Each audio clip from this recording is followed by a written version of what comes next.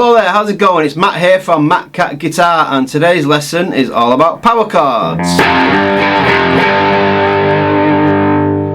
So you heard me play a few songs in the intro there that you can use power chords in. Power chords are often used in rock, punk, metal, things like that.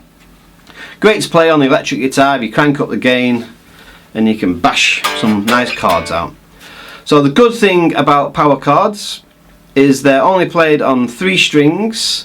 They're neither major or minor, which means you can play them over pretty much any chord and it will sound in tune or in key. And it's the same shape, so once you've learnt this one shape, it's just a matter of moving that shape around the guitar neck. Just a quick point to make: it is ideal if you know the notes on the fretboard on the 5th string and the 6th string all the way up the neck. If you don't understand or you don't know the notes on the fretboard, then I have made a video on that. I will leave a link for that in the description below. But if you don't know the notes, you won't know the name of the chord you're playing, so it is really handy to know that for many reasons. Okay, so let's get right into it. Today I'm going to show you 2 power chords, one being rooted on the 6th string and the other being rooted on the 5th string. So let's pop up the first one. Okay, so that's a chord box. If you don't know how to read a chord box, I will also leave a link in the description on that too. So the first power chord is a G. So this is on the 6th string, so we need to put our first finger on the 3rd fret of the 6th string, which is there. Should sound like that. And then our 3rd finger goes on the 5th fret on the next string down, on the 5th string. Our little finger goes directly underneath our 3rd finger, also on the 5th fret of the 4th string. So the idea here is, all we do is we play the 6th string, the 5th and the 4th together, and it should sound like that. So I'm only playing them 3 strings. And that is a G power chord because our first finger is on the G note on the 6th string. So that's the only shape we need to know.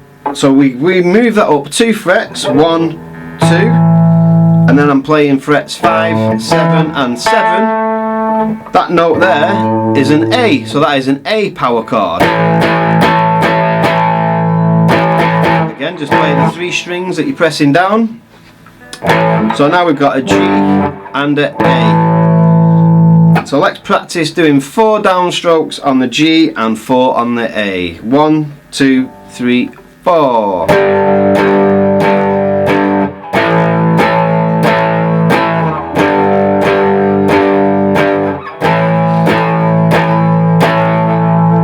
And that is all you need to know for the 6th string power chord.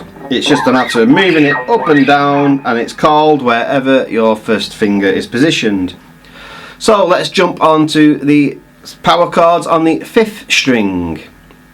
So as you can see, it's the same shape, but it's just been dropped down the string. So let's go find our C notes, because this is a C power chord, and that is on the 3rd fret of the 5th string. That note there, that is a C.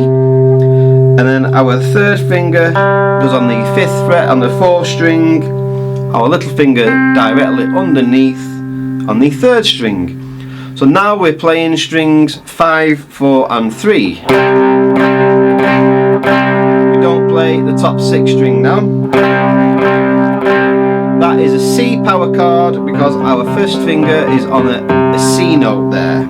That should sound something like that. So again, let's slide that up to the 5th fret and then play that.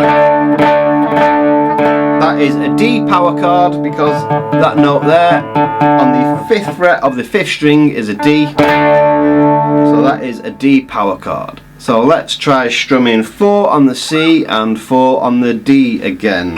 1, 2, 3, 4.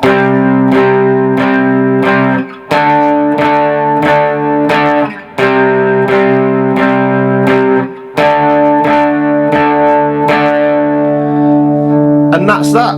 And just like the 6-string version, that can be moved up and down, and it's just called wherever your first finger is.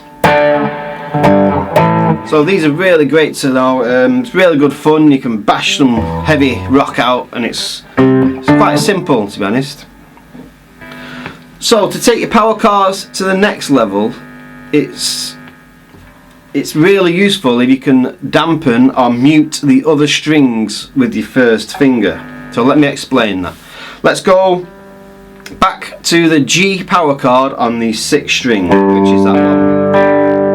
3, 5, 5. So underneath my first finger, I can mute strings 1, 2 and 3. So I can actually strum all the strings without worrying about hearing unwanted strings. That way you can put some fast strumming in, because if you're just trying to strum 3 strings, it's quite tricky to be so accurate. But if you mute the strings you don't want to hear with your first finger, you can kind of go like this. So all you're hearing there is string 6, 5 and 4, and strings 3, 2, 1 are muted. So you can, I'm actually strumming all the strings. And the same applies on the 5th string power chord. So I'm muting strings 1 and 2 now under there, and I'm using the top of my first finger just to mute the 6th string. So again, I can, if I strum all the strings, you're only actually hearing strings 5, 4 and 3.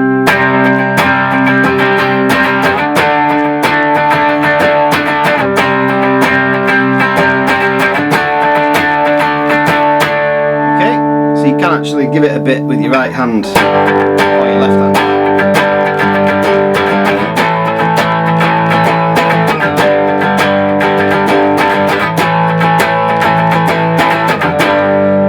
And that's how you take your power chords to the next level. But the first job is to master just doing downstrokes like that. And when you think you've got them sounding nice, practice moving them around in different areas. I recommend practicing Wild Thing by the Chords, or Jimi Hendrix did a great cover of it, which is, it's just A, D and E. So A is on the 6th string power chord, and that goes down, down. Then we drop the power chord down to the 5th string, and that is a D.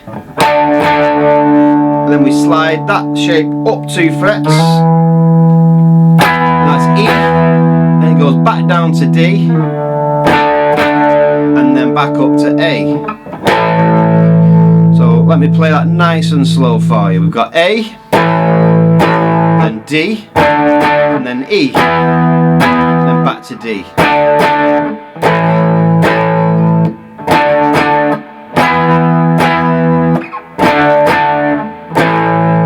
And that little bit at the end goes G A, G A, which is okay. So let's crank up the volume.